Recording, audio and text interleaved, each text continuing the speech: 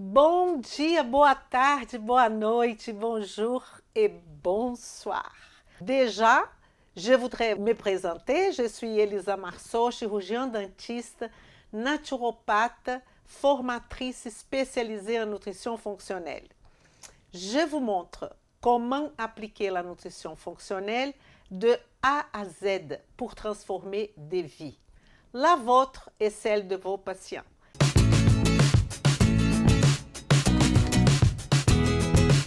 Vem comigo!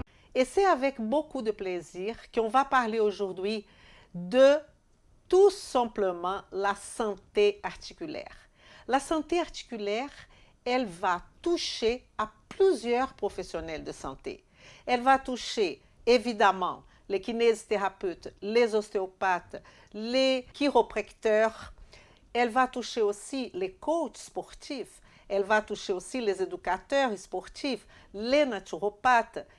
Beaucoup de thérapeutes sont concernés par cette question qui est la santé articulaire, sans oublier évidemment un des acteurs de cet voyage qui est la santé articulaire, qui sont les médecins. Je voudrais vous parler un peu de cette santé articulaire, parce que la santé articulaire, elle est liée effectivement à douleurs articulaires. Et on va beaucoup parler aujourd'hui de douleurs articulaires. Mais quand on parle de douleurs articulaires, on parle essentiellement de mobilité. La mobilité d'une articulation, elle est extrêmement importante pour notre vie de tous les jours. Et je voudrais que vous fassiez un parallèle d'une personne qui n'a pas sa santé articulaire et d'une personne qui a sa santé articulaire.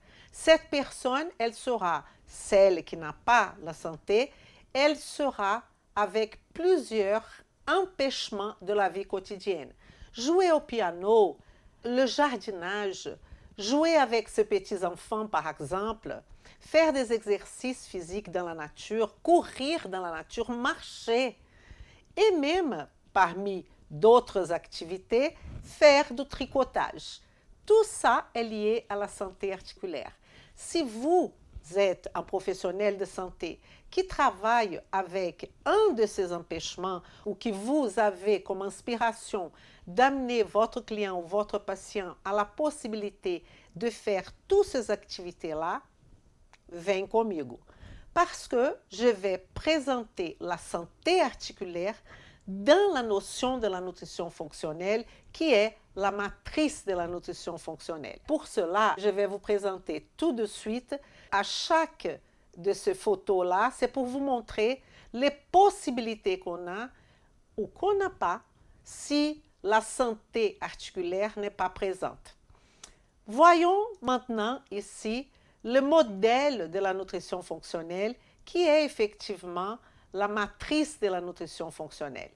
Donc, on va mettre ce sujet, cette personne, ici dans cette matrice, en considérant que son objectif principal, qu'on peut dire sa home, et quand je dis home, c'est l'objectif final de votre client ou de votre patient, qui est, il est devant vous, parce que peut-être il veut atteindre la santé articulaire pour des choses que je viens de vous expliquer.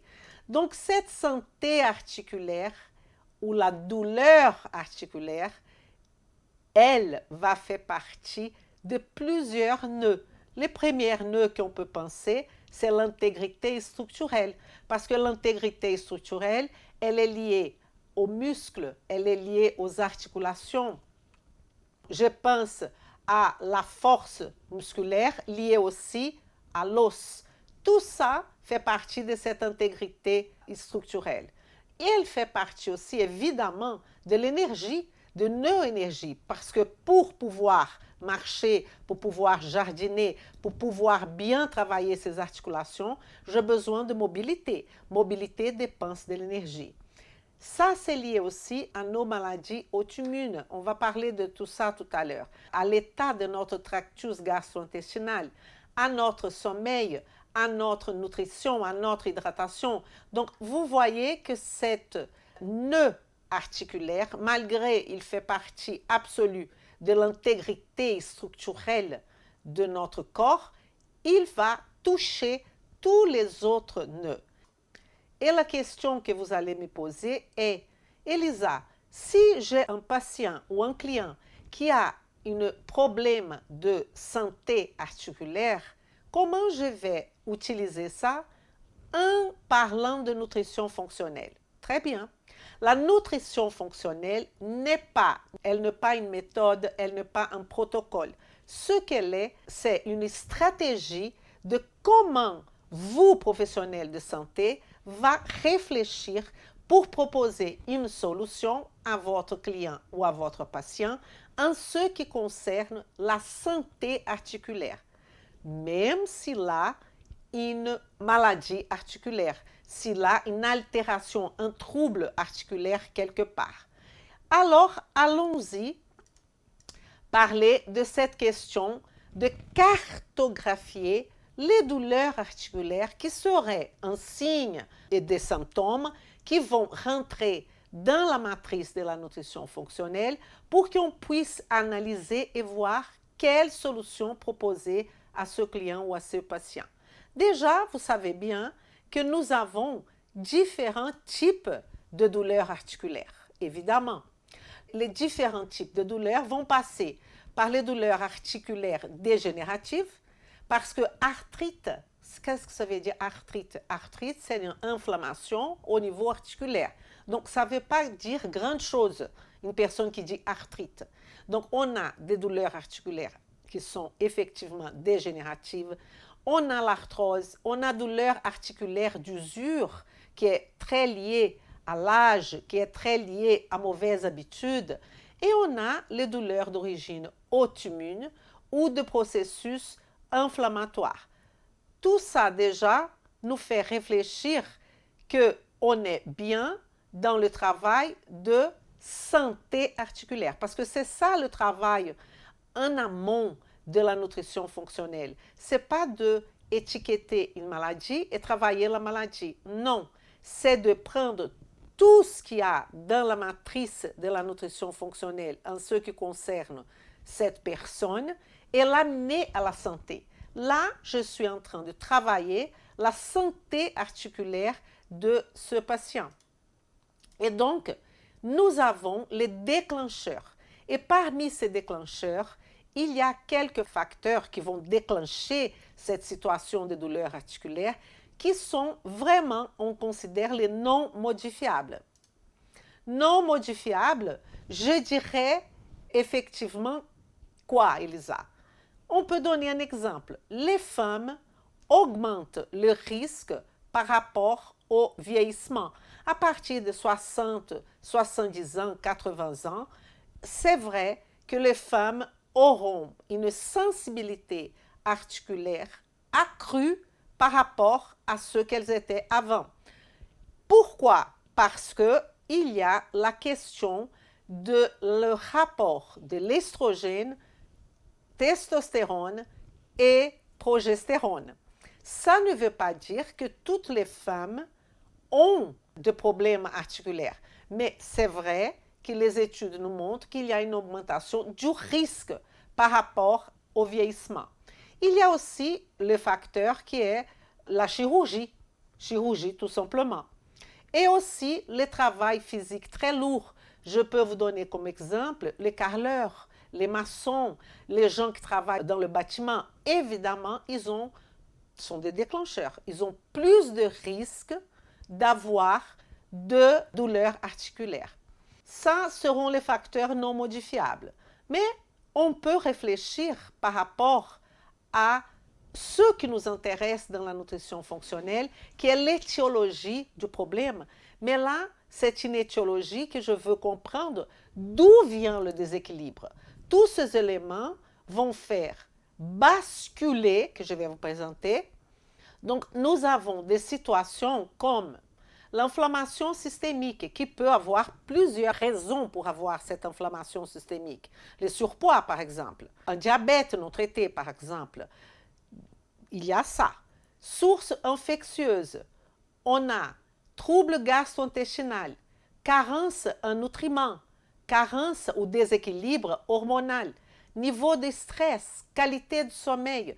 Tous ces éléments-là vont impacter, vont déclencher une problématique et ils ont un impact important sur l'état de la guérison de nos articulations. Nous voulons faire basculer ce qui n'était auparavant qu'un cours dégénératif, ça veut dire nous avons, notre société, l'habitude de considérer que au fur et à mesure qu'on gagne de l'âge ou au fur et à mesure qu'on a des inflammations, des sources infectieuses, etc., que c'est naturel d'arriver à un processus de dégénération. Et le travail de la nutrition fonctionnelle, c'est de faire tout le contraire. Nous devons nous adresser à tout ce qu'on peut pour y stimuler la régénération. Donc, est-ce que vous comprenez qu'on ne va pas s'attaquer à l'étiquette maladie Y ou X, mais on va travailler avec notre client ou notre patient dans le processus de stimuler la régénération du corps. Et pour cela, on peut se poser une autre question. Quelles sont les fonctions des articulations?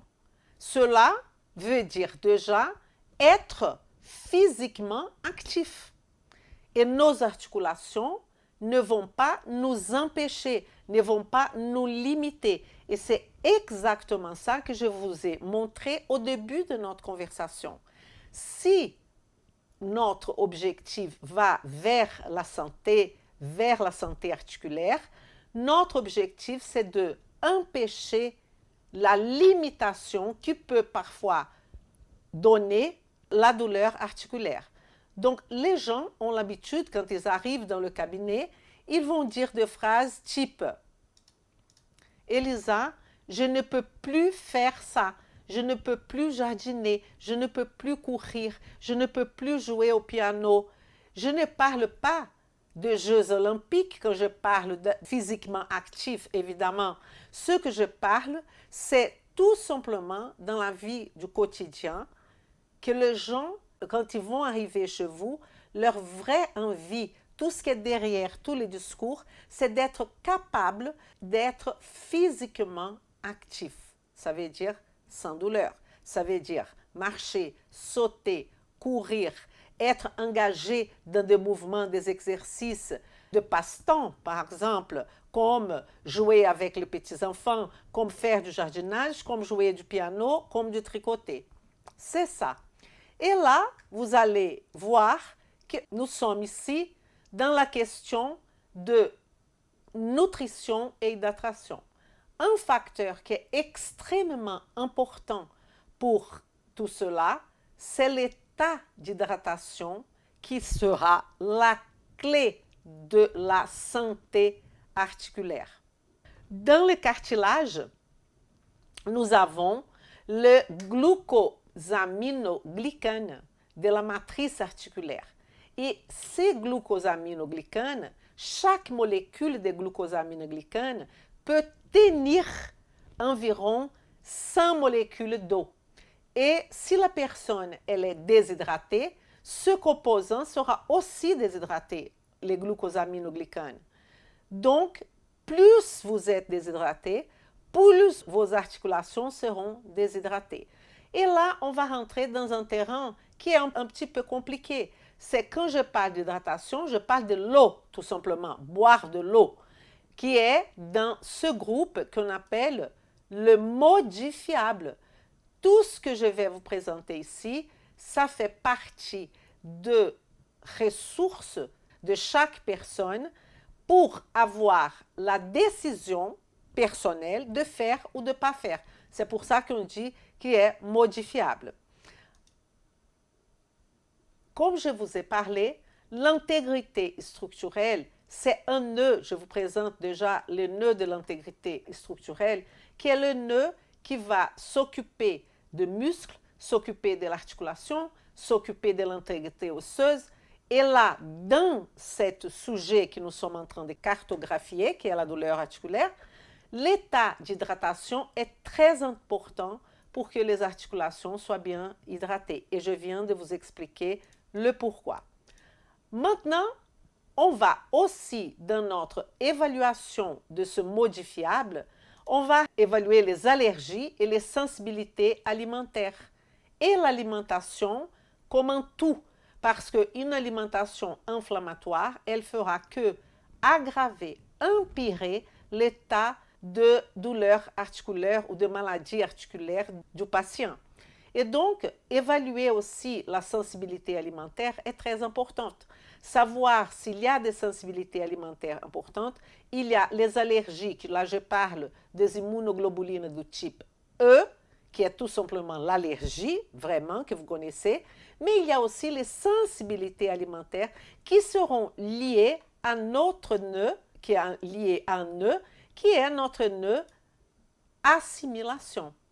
Parce que si vous avez une hyperperméabilité intestinale, là, nœud assimilation, si vous avez une hyperperméabilité intestinale, ça veut dire que ce qui accroche un entérocyte à l'autre ou un colonocyte à l'autre, ou même au niveau de l'estomac, même n'importe, vous êtes en train de me dire que l'accrochement intracellulaire ou paracellulaire, si vous voulez, ne fonctionne pas bien. Toutes des choses qui ne devraient pas passer sont en train de passer, donc votre intestin devient un passoire. Et c'est ça qu'on appelle perméabilité intestinale. Et ça qu'on appelle en anglais le leaky gut, la présence d'une dysbiose qui peut par conséquent donner cette perméabilité intestinale. Et qu'est-ce que serait cette dysbiose? C'est une modification du niveau qualitatif et quantitatif du microbiote. Quand je parle de microbiote, je parle non seulement de bactéries, surtout de bactéries, parce que la majorité de nos études sont des bactéries, et même des quantités sont des bactéries, mais il y a des bactéries, des champignons, il y a d'autres éléments qui vont rentrer dans cette composition du microbiote. Et donc, cette perméabilité intestinale, elle va faire que notre système immunitaire va commencer à être perturbé, en train de ne plus savoir qu'est-ce qui fait partie du soi, qu'est-ce qui ne fait pas partie du soi. Et là, ça va toucher les maladies auto-immunes et ça va toucher alors notre nœud, qui est notre nœud du système immunitaire, qui est défense et réparation. Regardons ici alors, dans défense et réparation, deux facteurs auto-immunes peuvent être en jeu: inflammation systémique, infection, allergie et sensibilité. Donc, à partir de cette évaluation des allergies et des sensibilités alimentaires, par un excès aussi de nutriments, on peut partir pour maladie métabolique, insulinorésistance, et là, on va rentrer dans un autre nœud, qui est le nœud énergie. Vous voyez que tout est lié. On a commencé en train de faire un état d'évaluation de l'hydratation, on a évalué les sensibilités alimentaires et on a évalué l'alimentation du patient. À partir de là, on a touché le nœud assimilation, qui va toucher les nœuds immunitaires, qui va toucher les nœuds énergie, parce que pour avoir cette mobilité articulaire qu'on cherche tous, qui est la santé articulaire, ça demande de l'énergie. Et quand on parle d'énergie, on parle de mitochondries, on parle d'ATP, on parle de glycémie, on parle de testoma, on parle de hémoglobine glyquée, on parle de prédiabète, on parle de syndrome métabolique. Donc ça sont des conditions qu'on va regarder dans les antécédents du patient, qu'on ne va pas résoudre évidemment un problème de douleur articulaire avec un patient qui est prédiabétique, avec un patient qui a, en tant que médiateur, une glycémie ou un indexoma ou une hémoglobine glyquée qui sont déjà altérés, pas encore diabétiques, mais qui présentent déjà une anomalie vis-à-vis et spécialement de son taux d'insuline. J'insiste sur ce sujet parce que voici un sujet qui pour nous, dans la nutrition fonctionnelle, est non négociable. On ne peut pas travailler dans le sens d'amener une personne à sa vitalité positive, qui est équilibrer tout ce nœud, équilibrer le facteur psychique, équilibrer cette personne sans prendre en considération ce facteur qui est le métabolisme glucidique. Ce n'est pas possible. Parce que si on parle de métabolisme glucidique, on parle d'insuline, on parle de glucagon, on parle de pancréas, on parle de mitochondries, on parle de plusieurs notions qui vont être affectées et déséquilibrées, qui ne va jamais amener notre client ou notre patient à la santé absolue. Parce que c'est ça qu'on cherche, la santé absolue.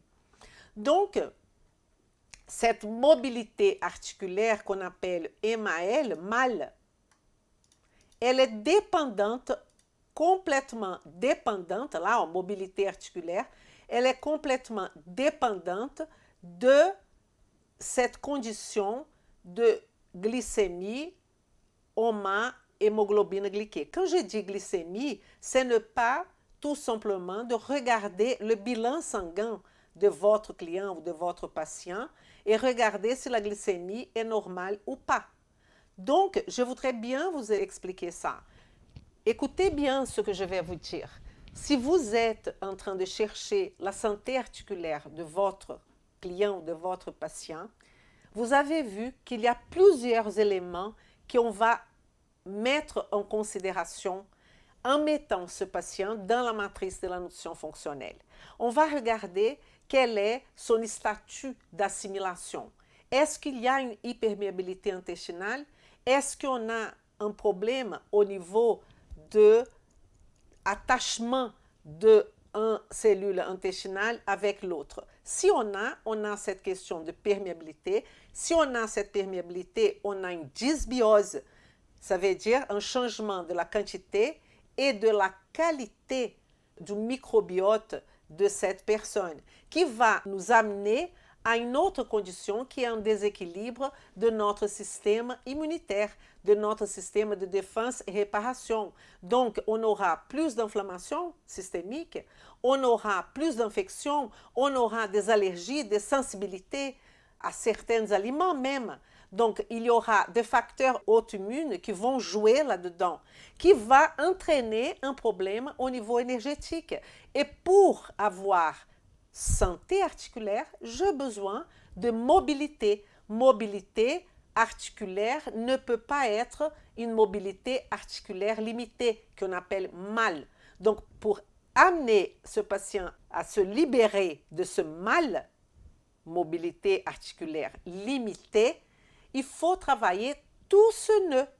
Mais pour travailler tout ce nœud énergie, il est hyper important. Parce que si votre patient a présenté des antécédents où on aura un déséquilibre au niveau de l'insuline par rapport à la glycémie, et je ne parle pas que de mesurer la glycémie, c'est pas ça.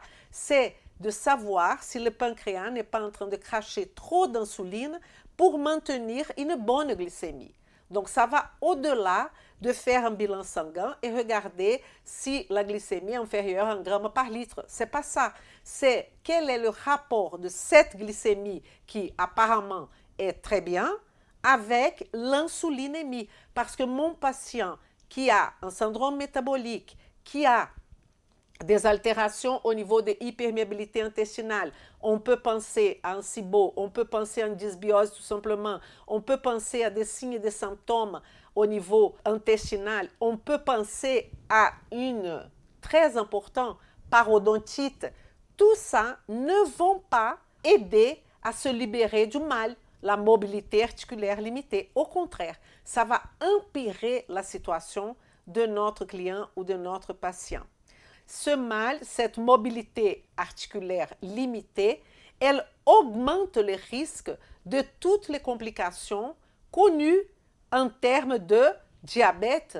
On sait que diabète a, écoutez bien, 400 à 6% par rapport à ceux qui n'ont pas de problème de mobilité articulaire. Donc, une personne qui est diabétique, elle a un problème de mobilité articulaire limitée 400 à 600% plus qu'une autre qui n'a pas ni prédiabète ni diabète.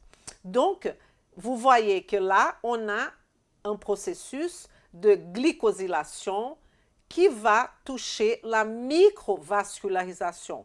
Ça va toucher aussi les articulations. Donc, la mobilité articulaire limitée, là, elle doit être évaluée aussi à chaque fois pour nous amener peut-être à d'autres problèmes.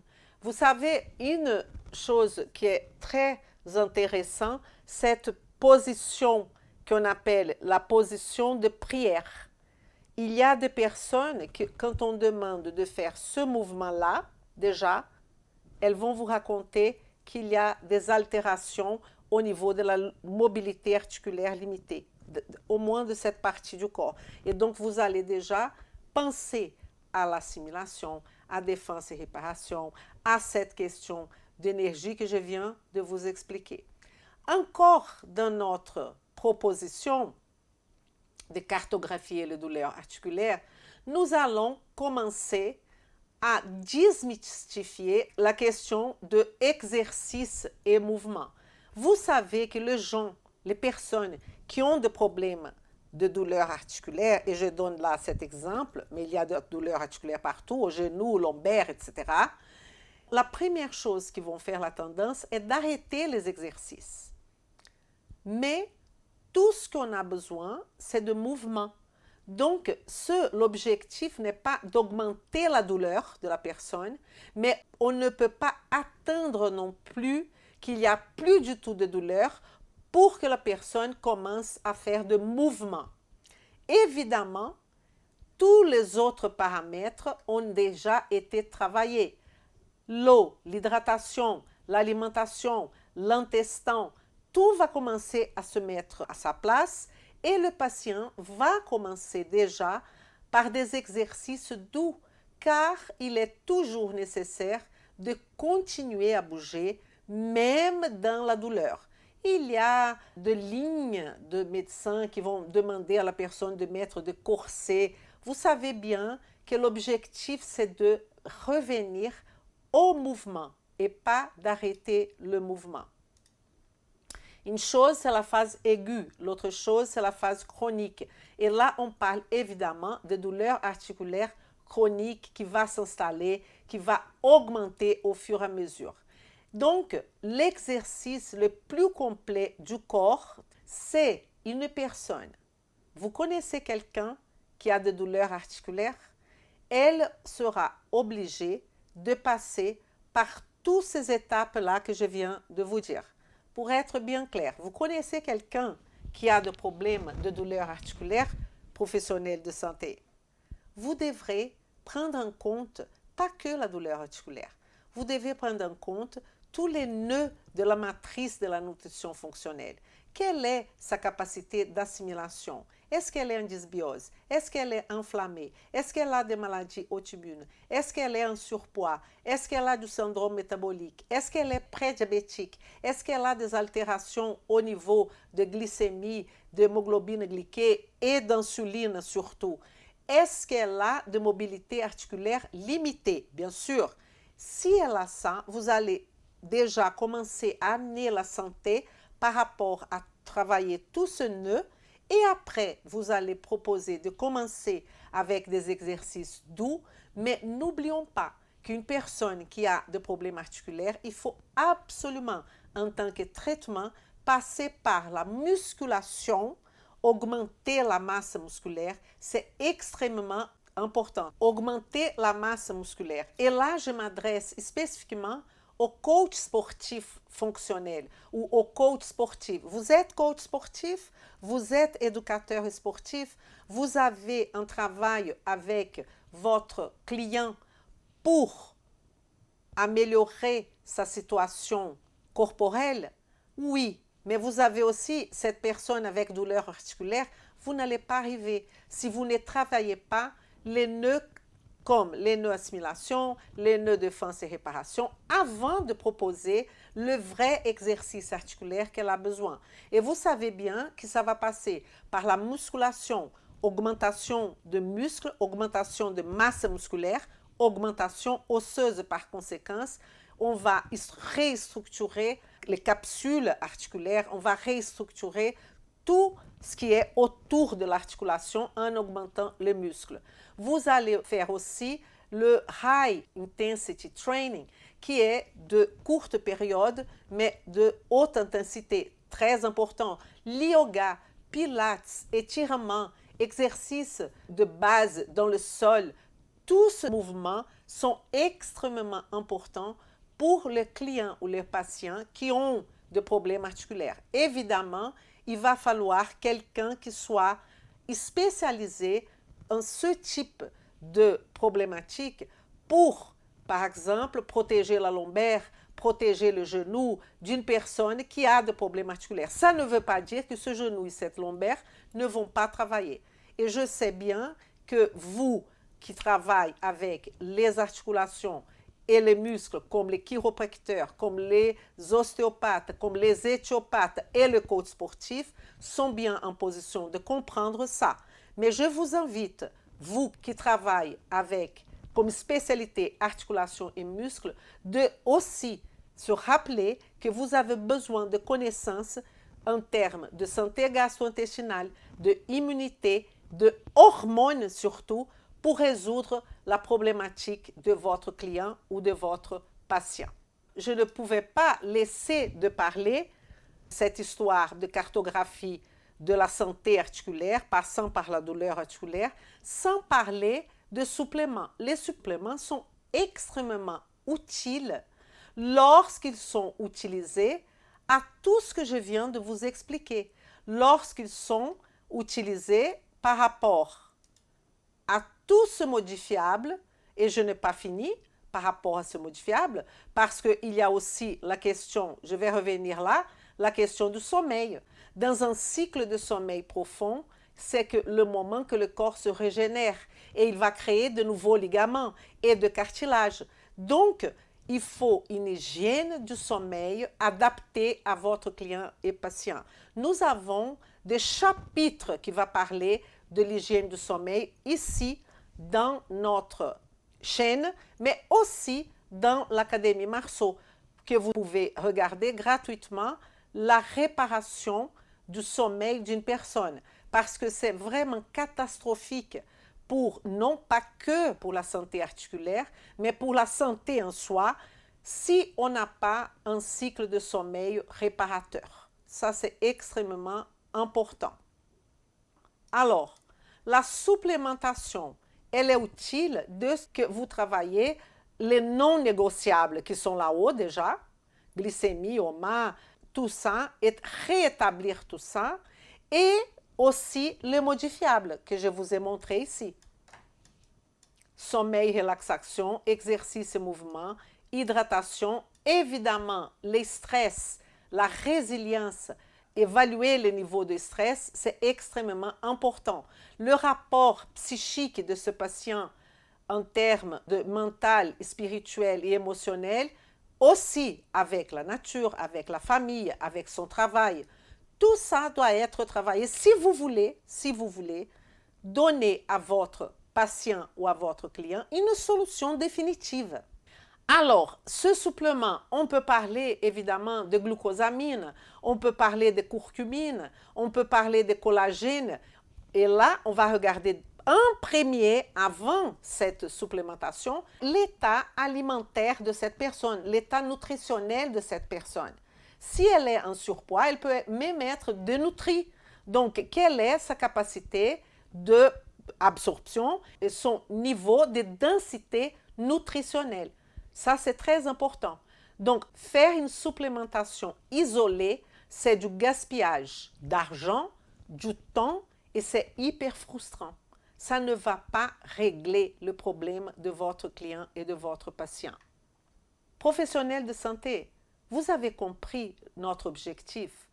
Si vous avez un problème ou votre client a un problème articulaire, soit arthrose, soit arthrite rhumatoïde, soit arthrite tout court, soit arthrose inflammatoire, soit n'importe quel problème, soit de difficultés tout simplement dans les articulations, vous n'allez pas demander de prendre glucosamine, curcumine et tous les nutriments de supplémentation si vous n'avez pas travaillé la base de la nutrition fonctionnelle, les modifiables, le sommeil de ce patient, l'hydratation, l'alimentation. Il a une alimentation inflammatoire. À quoi sert de donner la glucosamine? Expliquez-moi.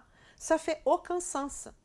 Donc, rappelez-vous, si vous voulez travailler avec la santé articulaire, vous avez besoin de travailler les modifiables, travailler ce qu'on appelle de non négociables, tout ce qui est glycémie, hémoglobine glyquée, OMA et compagnie, et surtout l'alimentation. Une fois que vous avez hydraté, que le patient a une densité calorique et le problème, alors peut-être il a besoin de supplémentation, là vous allez supplémenter. D'accord? Alors, si on revient à notre objectif ici de supplémentation, les suppléments sont utiles, on peut utiliser plusieurs choses, mais il ne faut jamais faire ça d'une façon isolée. Et je ne sais pas si vous connaissez, il y a aussi, qui est faite par le médecin, excusez-moi, la prolothérapie, qui est un terme qui vient de l'anglais, qui ça veut dire proliferative therapy, qui est une injection qui est utilisée pour traiter les maladies musculo-squelettiques chroniques. Ces injections, elles sont réalisées au cours de plusieurs séances et ils vont injecter un agent irritant dans le ligament, les tendons et les jonctions. Donc, je n'ai pas dit que je suis contre. Ce que j'ai dit, c'est que l'objectif de la nutrition fonctionnelle, c'est de rétablir le mouvement, rétablir la mobilité articulaire. Et la prolothérapie peut éventuellement faire partie. Mais il y en a beaucoup de clients et de patients qui peuvent s'en passer. Ce que je voudrais vous dire, c'est que cette douleur articulaire, parfois, elle n'est pas la seule source de cette douleur. Il n'est pas rare d'avoir plusieurs sources d'où provient cette douleur articulaire, pour expliquer cette douleur articulaire. Et c'est pour cela que la matrice de la nutrition fonctionnelle, elle est essentielle, parce que vous allez étudier avec organisation tous ces éléments-là. Est-ce que votre patient a douleur d'un seul genou ou de deux genoux? Poids, ça s'améliore le matin, ça s'empire. Les ostéopathes, ils connaissent très bien les douleurs mécaniques, les douleurs qui sont inflammatoires, mais ça n'empêche pas d'avoir un raisonnement qui va inclure le tractus gastro-intestinal, le système immunitaire, et pas que savoir si c'est un problème mécanique ou inflammatoire. Vous comprenez ce que je suis en train de vous dire? Et n'oublions pas les déséquilibres hormonaux. Et quand je parle de déséquilibre hormonal, je viens toucher à un sujet hyper important. Les hormones thyroïdiennes basses, la T3 basse, maladie métabolique, résistance à l'insuline, c'est une hormone, glycémie élevée, tout ça va empirer l'intérieur des articulations. Donc, ce n'est pas que traiter la douleur. Il y a tout ce contexte. Il y a aussi le déséquilibre hormonal par rapport aux estrogènes qu'on a vu, et spécialement ceux qui touchent les femmes qui sont beaucoup plus à risque. Imaginez une femme avec hypothyroïdie non traitée associée à une baisse de T3 et à une baisse estrogénique. C'est compliqué. Probablement, elle va avoir des problèmes de dysbiose. Probablement, si elle n'a pas déjà une maladie auto-immune comme la maladie de Hashimoto, on sait que maladie d'Hashimoto, maladie cœliaque et maladie auto-immune sont extrêmement liées. Donc, vous devez penser à tout ça quand vous allez réfléchir sur les déséquilibres articulaires. Pour conclure, qu'est-ce qu'il va falloir faire? Il va falloir évaluer la mobilité articulaire de votre patient, le besoin ou pas de supplémentation fondé sur son alimentation, sur son hydratation, choisir peut-être un régime, je ne sais pas. Est-ce qu'il y a la question de détoxification qui est liée au processus de cette personne ou pas? Étudiez tout ce nœud que je viens de vous expliquer pour donner une solution définitive à votre client ou à votre patient. Et je voudrais vous rappeler qu'il y a un docteur, qui c'est docteur Paul Barton, qui est français, qui est médecin et qui en 1922 a écrit un livre qui s'appelle Les lois de la vie saine, que vous pouvez trouver ce livre même aujourd'hui. Et lui, il avait des idées à l'époque qui dérangeaient énormément, énormément. Il a été attaqué de tous les côtés, ce médecin. Les corps médicaux ne comprenaient pas qu'il puisse parler d'alimentation et d'hygiène de vie. Qu'est-ce qu'il y a ça à voir avec maladie? Rien du tout. Parce que le propos, l'esprit de ce médecin, il a laissé une phrase que je vous laisse comme cadeau. Je ne veux pas traiter les maladies, mais œuvrer pour la santé. Malheureusement, il a été mal compris à l'époque, avec beaucoup d'humilité, et je pense que même aujourd'hui, il est mal compris. Rappelez-vous de faire le like. Je vous souhaite une excellente soirée et on se voit pour notre projet 1929 la semaine prochaine à 19h29. Vem comigo e merci. Vem comigo!